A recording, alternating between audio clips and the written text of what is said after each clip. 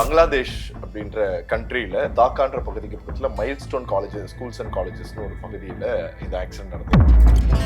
எந்த ஒரு விமானி சூசைட் பண்ணணும்னு நினைக்கிறவன் ஏன் வந்து ஒரு மிகப்பெரிய விமானத்தில் போய் இத்தனை மனிதர்களோடு சேர்ந்து இறக்க வைக்கணும்னு நினைக்கிறாங்க?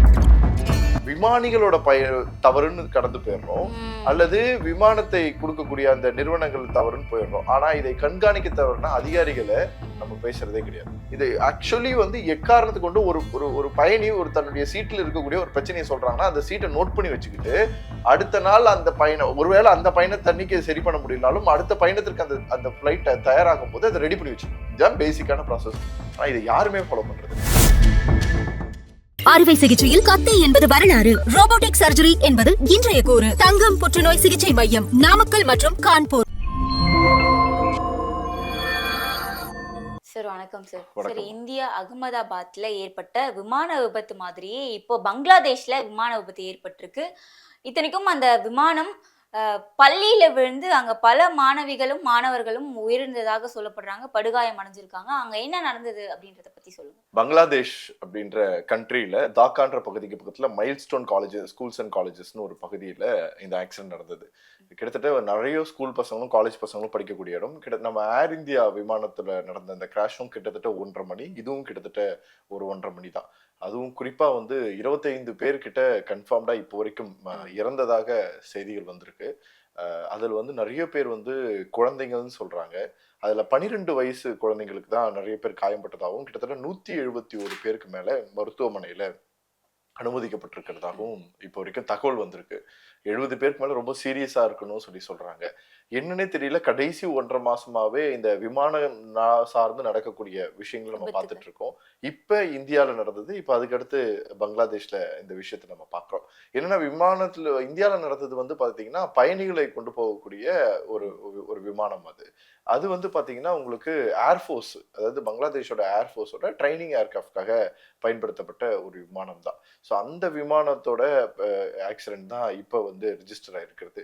ஆனா எதுவா இருந்தா என்ன, எங்க இருந்தாலும் உசுறு தானே. அந்த இடத்துல இந்த பக்கம் குழந்தைங்கனாலும் இந்த பக்கம் இருக்கக்கூடிய மனிதர்களாலும் எங்குமே எந்த கண்ட்ரியா இருந்தாலும் நம்மளை பொறுத்த வரைக்கும் அது தமிழ்நாடா மற்ற ஸ்டேட்டான்னு கூட பிரிச்சு பார்க்க மாட்டோம், எந்த நாடா இருந்தாலும் பிரிச்சு பார்க்க மாட்டோம். ஸோ அதுதான் வந்து மனசு ரொம்ப உழைக்குது. ஏன்னா எவ்வளவு கனவுகள் இருந்திருக்கும், அந்த குழந்தைங்க படிக்கணும், நல்லா வரணும். எனக்கு தெரிஞ்சு ஒரு பிரைவேட் இன்ஸ்டியூட் தான் நினைக்கிறேன். அது பிரைவேட் இன்ஸ்டியூட்ல சேர்க்கிறாங்கன்னா என் பிள்ளைய வந்து எப்படியாவது நல்லா படிச்சு முன்னாடி வரணும்னு எவ்வளவோ கஷ்டப்படுறவங்க வந்து சரி பிரைவேட் இன்ஸ்டியூட்லயா சேர்த்து படிக்க வைப்போம்னு கடன் வாங்கி அந்த குழந்தைங்களை இது பண்ணியிருப்பாங்க. ஸோ அப்படி இருக்கக்கூடிய அந்த குழந்தைங்களோட உசுறு வந்து நினைச்சு பார்க்க முடியாத இடத்துல, படிச்சுட்டு இருக்கக்கூடிய நேரத்துல, சாப்பிட்ற நேரத்துல உசுறு பிரிஞ்சு போகுதுன்றது ரொம்ப ரொம்ப ரொம்ப ரொம்ப அது கவலையான ஒரு விஷயமா பார்க்குறோம்.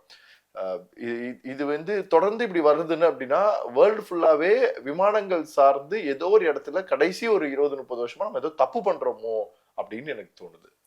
சார், நிச்சயமா இந்த விமான விபத்து குறித்து பேசும்போது நம்ம ஏர் இந்தியாவுடைய போயிங் விமானம் பத்தி பேசாம கடந்து போக முடியாது. இப்ப பிளாக் பாக்ஸ் வச்சு ஆராய்ச்சி பண்ணிட்டு இருக்காங்க. கடந்த ஒரு 6 மாதங்களா ஏர் இந்தியா விமானங்கள் எதுவுமே சேஃப்டியே கிடையாது அப்படின்னு 9 முறை டிஜிசிஏ வந்து ரிப்போர்ட் கொடுத்ததா ஒரு தகவல் இருக்கு. இது உண்மைதானா சார்? டிஜிசிஏ தான் வந்து ஏரோட ஃபுல் கண்ட்ரோல்ல இருப்பாங்க. நீங்க இப்ப நம்ம இது வந்து பங்களாதேஷ் வந்து இந்தியாவோட சாப்டர்ல பேசுறோம். இங்க முழுக்க என்ன தெரியுதுன்னா ஏர் இந்தியா மேல இருக்கக்கூடிய நிறைய இடத்துல அவர்களுடைய பிழைகள் வந்து சுட்டி காட்டிக்கிட்டே தான் இருக்கு. ஏன்னா அவங்க நிறைய கடைசி ஒரு பல வருஷங்களாகவே சரியான வழிமுறைகளை பின்பற்றவே இல்லை அப்படின்னு ஏர் இந்தியா மேல ஒரு மிகப்பெரிய ஒரு கம்ப்ளைண்ட்டே குற்றச்சாட்டை எடுத்து வைக்கக்கூடிய இடத்துல இருக்கு. அவங்களே இத்தனை முறை வந்து லெட்டர் அனுப்பியிருக்காங்கன்னா ஏதோ ப்ராப்ளம் இருக்கு. இது வந்து ரிஜிஸ்டர் ஆகக்கூடிய கம்ப்ளைண்டா வரக்கூடிய அல்லது வந்து அவங்க வந்து ரேண்டமா செக் பண்ணும்போது வரக்கூடியதை வச்சு ரிஜிஸ்டர் பண்றது மட்டும்தான். அப்போ வந்து பயணிகளோட இதுல இருந்து எப்படி இருக்குன்னு யோசிச்சு பாருங்க. ஏன்னா நம்ம ஏர் இந்தியா கிராஷ் நடந்தப்ப நீங்க அதே டைம்ல அதே ஏர் இந்தியால அந்த இடத்துக்கு வந்த அந்த ஃபிளைட் வேற ஒரு இடத்துல இருந்து இங்க வந்துட்டு தான் திருப்பி இங்க போச்சு. அப்படி வரும்போது அங்கிருந்து டெக்னிக்கல் கிளிச்சஸ்ல, அதாவது உள்ள இருக்கக்கூடிய எலக்ட்ரிக்கல் ப்ராடக்ட்ஸோ அந்த டிவியோ யூஸ் பண்ற டிவைசஸோ எப்படி யூஸ் பண்ணுன்றது எதுவுமே சரியா இல்லை. எமர்ஜென்சி எக்ஸிட்ஸ் ஒர்க் ஆகிறத பத்திலாம் நிறைய விஷயங்கள் சொல்லியிருந்தாங்க. நம்ம எதுவுமே பெருசா கன்சிடர் பண்ணல. இப்ப இதோட ரிலேட் பண்ணி பார்க்கும்போது ஏர் இந்தியாவோட தவறுகள் ரொம்பவே அதிகமா இருக்கு அப்படின்ற. நம்ம அந்த பைலட் பத்தியும் ரொம்ப நிறைய போனோம். அவங்களோட அந்த கட் ஆஃப் பட்டன் வந்து ஆஃப் ஆயிருந்ததை பத்தி அவங்க ஆடியோல பேசினதா இருக்கட்டும், இவங்க மறுப்பு தெரிவிச்சதா இருக்கட்டும், அது ஒரு பெரிய இது.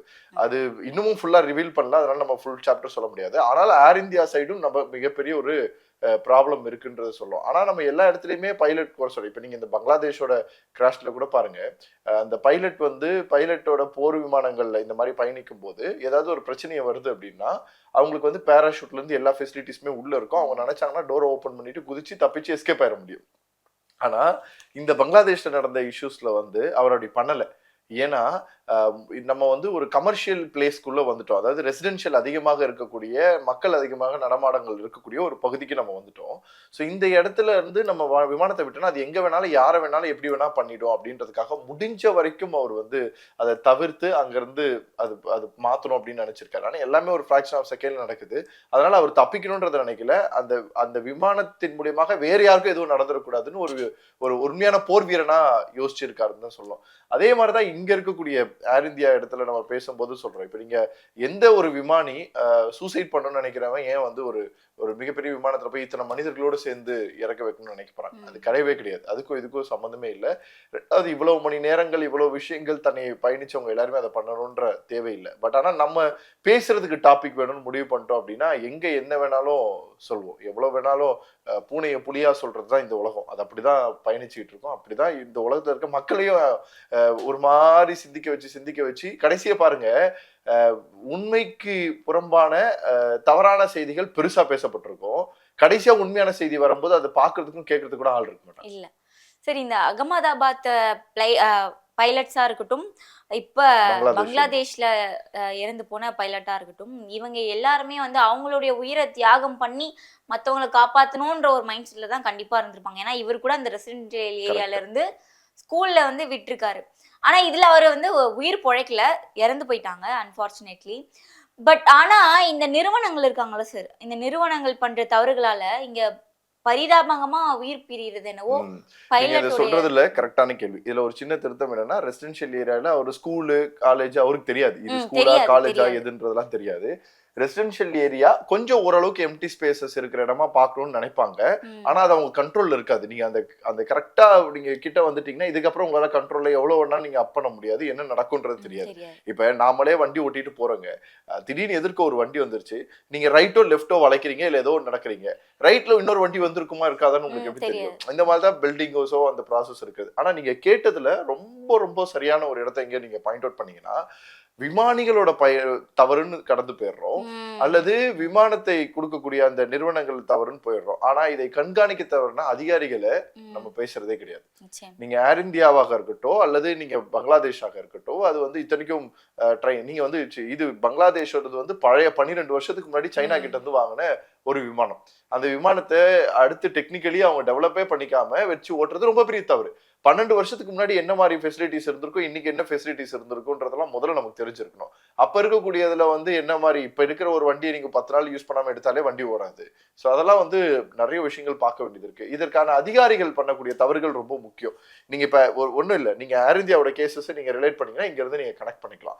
இப்ப நீங்க வந்து ஏர் இந்தியா மட்டும் இல்லை, இண்டிகோவா இருக்கட்டும், ஏர் இந்தியாவா இருக்கட்டும், இல்ல நீங்க சென்னை இன்டர்நேஷனல் ஏர்போர்ட்டுக்கோ டொமஸ்டிக் ஏர்போர்ட் போனீங்கன்னா நீங்க ஒரு 6 வகையான 7 வகையான ரொம்ப ஃபேமஸான விமானங்களுக்கான கம்பெனிஸை நீங்க பார்க்க முடியும்.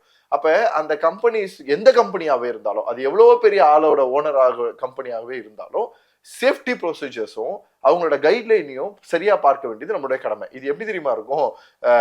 நம்ம ஊர்ல பஸ்ஸஸ் இருக்கு, இன்னைக்கு புதுசா நிறைய தாழ்தள பேருந்து அது இது நிறைய பார்த்துட்டோம். இன்னும் பல இடத்துல வந்து மழை பெஞ்சா மழை உள்ள ஓட்டுற மாதிரி பஸ்ஸஸ் இருக்கும் இல்லையா? இங்க வந்து நீ புது பஸ் வேணும்னு நான் கேட்கல, ஆனா இருக்கிறது எல்லாமே சரியா இருந்தா போதுன்றதுதான் ஒருத்தரோட முறையீடுன்னு வச்சுக்கோங்க. இதுதான் நம்ம எதிர்பார்க்கறது. அதே மாதிரி டிரைவர் ஓட்டும் போது நீங்க எவ்வளோ மோசமான தேஞ்ச ஒரு பஸ்ஸை தான் டிரைவர் வந்து ஓட்டிட்டு போவாங்க. அது சவுண்ட்ல இருந்து எல்லாமே மோசமா வரும். இதையெல்லாம் இவங்க போய் சொன்னாலே கேட்க ஆட்கள் கிடையாது. அதை கண்காணிக்கக்கூடிய அதிகாரிகள் அதை முறையிட்டு அதற்கான நிதியை பெற்று தரணும்னு இல்லை, தேவையில்லாம கடை வாங்கி கோடியா 1000 கோடி ரூபாய் வேஸ்ட் பண்ணுவோம் நம்ம. ஆனா எங்க செய்யணுமோ அதை செய்யவே மாட்டோம். இதுதான் எல்லா இடத்துலயும் இருக்க பிரச்சனை. இதேதான் இதை நம்ம சின்ன லெவல்ல நாம பயணிக்கக்கூடிய இடத்துல பாக்குறோம்னா, விமானங்களுக்கான அந்த இடத்துலயும் இதேதான் நடக்குது. ஸோ சின்ன சின்ன விஷயங்கள் இவ்வளவு தானே, அது ஒண்ணும் இல்லை, இதனால என்ன போகுது, என்ன பட்டன் நமக்குன்னா பேசஞ்சர்ஸ்க்கு வந்து கேட்கறாங்கன்னு தெரியலையா, ஏன் டிவி ஒர்க் ஆகலையா, பரவாயில்ல 4 மணி நேரம் ஒர்க் ஆகலாம், என்ன பண்ண போறாங்க? 2 வாட்டி கேட்பாங்க. என்ன தெரியுமா பண்ணுவாங்க? வெரி சிம்பிள்மா, நீங்க வந்து ஒரு 3 மணி நேரம் பயணிக்கக்கூடிய ஒரு ஃபிளைட் இல்ல வெறும் 1.5 மணி நேரம் ஃபிளைட்னு வச்சுப்போம். ஒன்று நம்ம சென்னையில இருந்து நீங்க வந்து திருச்சி போறீங்க, கோயம்புத்தூர் போறீங்க, 1 மணி நேரம் 10 நிமிஷம் ஃபிளைட்னு வச்சுக்கோங்களேன். ஏறி உட்காருவீங்க, உட்காந்து அடுத்து ஒரு லேண்ட் அது வந்து டேக் ஆஃப் ஆகி எல்லாம் போய் செட்டில் ஆகிறதுக்குள்ள ஒரு 20 நிமிஷம் முடிச்சிடும். அடுத்து இருக்கிறது 40 நிமிஷம். இப்போ என்ன பண்ணுவாங்க, நீங்க உங்களுக்கு தண்ணி ஜூஸஸ்ன்னு ஏதாவது ஒன்று ஃபுடோ ஸ்நாக்ஸோ ஆர்டர் பண்ணியிருந்தீங்கனாலும் அதெல்லாம் சர்வ் பண்ற அந்த டைம் எல்லாம் போகும். அதுல ஒரு 15 நிமிஷம் போகும். சரி டிவி பார்க்கலாம், நீங்க ஆன் பண்றீங்க, ஆன் பண்ணா ஒர்க் ஆகல. நீங்க என்ன பண்றீங்க, கூப்பிடுறீங்க, கூப்பிட்டா 10 நிமிஷம் கழிச்சு வருவாங்க, இதோ வர சார் வாங்க பார்ப்பாங்க, ஃபுல் ரீசெட் பண்றேன்னு. ரீசெட் பண்றதுக்கு மட்டும் 5 நிமிஷம் ஆகும். 5 நிமிஷம் கழிச்சு ரீசெட் பண்றதுக்குள்ள அந்த கூட அந்த இது பண்ணக்கூடிய ஹேர் ஹோஸ்டர்ஸ் என்ன பண்ணுவாங்க, மற்ற பேசஞ்சர்ஸை கவனிக்கிறதுக்காக போயிடுவாங்க. இப்போ அது ஓப்பன் பண்ணும்போது திருப்பி ஒர்க் ஆகாது. இப்போ கூப்பிட்டீங்கன்னா திருப்பியும் 10 நிமிஷம் ஆக்குவான், இன்னும் 15 நிமிஷத்துல நான் இறங்க போறேன், எதுக்குடா கூப்பிடணும் அப்படின்னு நான் இறங்கி போயிட்டே இருப்பேன். இந்த இடத்த ஆட்டோமேட்டிக்கா கிரியேட் பண்ணிட்டாங்க. இது அவங்களுக்கும் தெரியுது. இது ஆக்சுவலி வந்து எக்காரணத்துக்கு கொண்டு ஒரு பயணி ஒரு தன்னுடைய சீட்ல இருக்கக்கூடிய ஒரு பிரச்சனையை சொல்றாங்கன்னா அந்த சீட்டை நோட் பண்ணி வச்சுக்கிட்டு அடுத்த நாள் அந்த பயணம், ஒருவேளை அந்த பயணத்தை அன்னைக்கு சரி பண்ண முடியலாலும் அடுத்த பயணத்திற்கு அந்த ஃபிளைட் தயாராகும் போது அதை ரெடி பண்ணி வச்சுக்கணும். இதுதான் பேசிக்கான ப்ராசஸ். ஆனா இதை யாருமே ஃபாலோ பண்றது இல்லை. ஏர் இந்தியா மட்டும் கிடையாது, எந்த ஒரு பெரிய இடங்களும் பயணிக்கிறது கிடையாது. அதனாலதான் பிசினஸ் கிளாஸ் படிய பீப்புள் வந்து சூஸ் பண்ணி போறாங்க. ஆனா பிசினஸ் கிளாஸ் வந்து எத்தனை பேருக்கு அஃபோர்டபுள் நினைக்கிறீங்க? இன்னைக்குதான் ஃபிளைட்டுக்காக ஜேர்னிலேயே பல பேர் போயிருக்காங்க. இன்னும் பல பேர் தன் குடும்பத்துல இருக்க ஒருத்தர் கூட ஃபிளைட்ல ஏத்துனது இல்லைன்னு அது ஒரு மிகப்பெரிய சந்தோஷமாகவும் அதுதான் உலகத்தோட மிகப்பெரிய சாதனையாகவும் கூட்டிட்டு போயிட்டு இருக்காங்க. அதெல்லாம் 2500 ரூபா, 3000 ரூபாய், 4000 ரூபாய் flight ticket rate, fare rate ரொம்ப கம்மியா இருக்கிற வரைக்கும் தான் இந்த ஆசையை நிறைவேற்றிக்க முடியும். அப்ப அந்த ஆசையில தான் இவ்வளவு பேர் பயணிக்கிறாங்கன்ற பட்சத்துல அப்ப நீ வந்து லோக்கல்ல வராங்க இவங்க எல்லாம் என்ன பண்ண போறோம் அப்படின்னு யோசிச்சேன்னா இதை விட கேவலமான பிசினஸ் மென்டாலிட்டி வேற எதுவுமே கிடையாது. நிச்சயமா. சரி, இந்த அகமதாபாத் விமான விபத்துல கூட ஒருத்தரை தவிர 241 பேரும் இறந்து போனாங்க. கூட 19 பேர் அந்த ஸ்டூடெண்ட்ஸ் ஆட் பண்ணிட்டு ஸ்டூடெண்ட் 260 நிச்சயமா அந்த ஸ்டூடெண்ட்ஸும் இறந்து போயிருந்தாங்க, கல்லூரி ஹாஸ்டல்ல இருந்த ஸ்டூடெண்ட்டும். இந்த விபத்துல, பங்களாதேஷ் விபத்துல இப்போதைக்கு ஒரு 25 பேர் மாணவர்கள் உயிரிழந்திருக்கதா சொல்றாங்க. ஆனா இந்த எண்ணிக்கை அதிகரிக்க கூடுமா? ஆமா, 171 பேர் இப்ப ட்ரீட்மெண்ட்ல இருக்காங்க. அதுல 69ல இருந்து 70 பேர் வந்து ரொம்ப கவலையான ஸ்டேஜ்ல இருக்காங்கன்னு சொல்ல வராங்க. ஸோ அது ஏறக்கூடாதுன்றது நம்மளுடைய ப்ரேயர்ஸ். பட் ஆனா நம்ம அந்த மாதிரி சொல்ல முடியாது, எதையுமே ஊகிக்க முடியாது. இன்னொரு அது ஏன்னா இந்த மாதிரி கிராஷ்ல accident ஆகிறதெல்லாம் next 24 hours to 48 hours மேல தொடர்ந்து போயிட்டே தான் இருக்கும். அதுக்கப்புறமா தான் நம்ம அந்த இது தெரிய முடியும். ஆனா யாருக்கும் எதுவும் ஆகக்கூடாதுன்றதை மட்டும் நாம நம்புவோம். சரி, இதற்கு பிறகு இந்த மாதிரியான ஏர் கிராஷ் விபத்துகள் நடக்காம இருப்பதற்காக என்னென்ன நடவடிக்கைகள் எடுக்கலாம்? அரசாங்கம் தன்னுடைய கடமைகளை சரியா செய்யணும் முதல் விஷயம். ஏன்னா இன்னைக்கு வந்து பிஸ்னஸ் பீப்புள்ஸ் வந்து அதாவது இப்ப டாப் லெவல்ல பிஸ்னஸ் பண்ற பீப்புள்ஸா இருக்கட்டும், அரசாங்கமா இருக்கட்டும், ரெண்டு பக்கம் ரெண்டு மேனேஜ்மெண்ட் இருக்கு. ஒரு பக்கம் ஒரு ஒரு இப்போ ஒருத்தர் வந்து ஒரு பிஸ்னஸ் ரன் பண்றாரு, ஒரு பெரிய ஒரு ஏர் இந்தியா நிறுவனமே ரன் பண்றாங்க அப்படின்னா அதற்கான சரியான அதிகாரிகள் இருக்காங்கன்னா அந்த அதிகாரிகளுக்கான வேலை என்ன, கீழே இருக்கக்கூடியவங்க வேலை சரியாக பார்க்கலாங்களான்னு, அவங்களோட வேலை என்ன, கீழே இருக்கவங்க சரியா பார்க்கறாங்களான்னு, இந்த மாதிரி ஒவ்வொருத்தர் கீழேயும் இருந்து ஒரு 10,000 பேர் வரைக்கும் ஒரு ஸ்டாஃப் வரக்கூடிய இடம் இருக்கும். இந்த 10,000த்துல கடைசியில இருக்கக்கூடிய பண்ற தப்ப இந்த முதல் இடத்துல இருக்கக்கூடிய டாப்ல இருக்கக்கூடிய அந்த லீடர் கெப்பாசிட்டில இருக்கக்கூடிய அந்த ஹெட் தான் ஏத்துக்கும். இது நடக்காததுனால இவங்க என்ன பண்றாங்க, இவரை கண்காணிக்காத இவருக்கு முன்னாடி இருக்கக்கூடிய ஆபீசரை மட்டும் சஸ்பெண்ட் பண்ணிட்டு போயிடுறாங்க. இதுதான் இருக்கிறதுலே பெரிய பிரச்சனை. மேல இருக்கக்கூடிய பதவியில இருந்து மொத்த பதவியும் காலி ஆகுதுன்னு எப்ப வருதோ, இன்னைக்கு என்ன வேலைக்கு ஆள் இல்ல, போட்டி போட்டுட்டு நிக்கிறாங்க, தகுதி வாய்ந்தவர்கள் அவ்வளவு பேர் நிக்கிறாங்க. நீ சரியா உன் நிறுவனத்தை சரியா வழிநடத்த தெரியாதவர்கள் இந்த மாதிரி 250 உயிர்களை பலி கொடுக்கக்கூடிய இடத்துல வர்றது. இன்னைக்கு 171 குழந்தைங்க ஹாஸ்பிட்டல்ல வந்து இருக்கு, 25 பேர் இறந்து போயிருக்காங்க, அதுவும் ஒரு 200 பேர் கிட்ட இப்படி பாதிக்கப்பட்டிருக்காங்கன்னா அப்ப இந்த மாதிரி பாதிக்கக்கூடிய இடத்துல இருக்கக்கூடிய அந்த மேனேஜ்மெண்ட் கெப்பாசிட்டில இருக்கக்கூடியவங்க யார் தவறு பண்ணாலும் அவர்கள் மேல ஸ்ட்ரிக்டா ஆக்ஷன் எடுக்க வேண்டியது ரொம்ப முக்கியமான ஒரு இடமா பாக்குறோம். அதே சமயம் இவர்களை கண்காணிக்க வேண்டிய அரசாங்கம் சார்ந்தும் கேட்கிறோம். ஏன்னா அரசாங்கத்துல இருக்க பெரிய பிரச்சனை என்னன்னா என்ன ஆனாலும்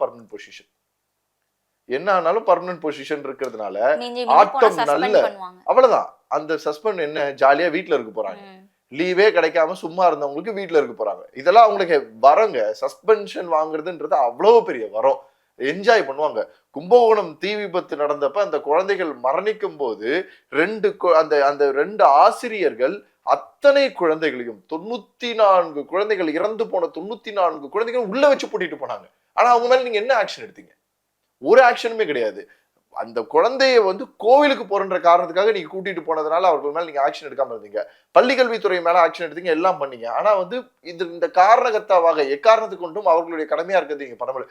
இப்படிதான் ஒவ்வொரு கேஸையும் நீங்க அலசிக்கிட்டே வந்தீங்கன்னா எல்லா இடத்துலயும் அதற்கான தெரிஞ்சோ தெரியாமலே ஈடுபட்டிருப்பாங்களே. நீங்க யாருமே வெண்மிட்டே பண்றது இல்லைங்க. நான் வந்து குழந்தை சாகணும்னு யாரும் கதவு பூட்டி இருக்க மாட்டாங்க, யாரும் வந்து பிளைனை போய் கிராஷ் பண்ணணும் அப்பதான் எல்லாரும் இதுவாகணும் அப்படின்னு யாரும் பண்ண மாட்டாங்க. ஆனால் அவர்கள் செய்யக்கூடிய அந்த தவறுக்கு தண்டனை கிடைக்கலன்னா, தெரியாமல் கூட செய்யக்கூடிய அவர்களுடைய கடமையை மறந்து செய்யக்கூடிய ஒரு தண்டனை கிடைக்கலன்னா அடுத்து வரவனும் அந்த கடமையை செய்ய மாட்டான். நிச்சயமா. சரி, இந்த பங்களாதேஷ் விமான விபத்து குறித்து ஒரு சரியான புரிதல் கொடுத்திருந்தீங்க. தொடர்ந்து பேசலாம் சார். நன்றி. நன்றி. அறுவை சிகிச்சையில் கத்தை என்பது வரலாறு, ரோபோட்டிக் சர்ஜரி என்பது இன்றைய கூறு. தங்கம் புற்றுநோய் சிகிச்சை மையம், நாமக்கல் மற்றும் கான்பூர்.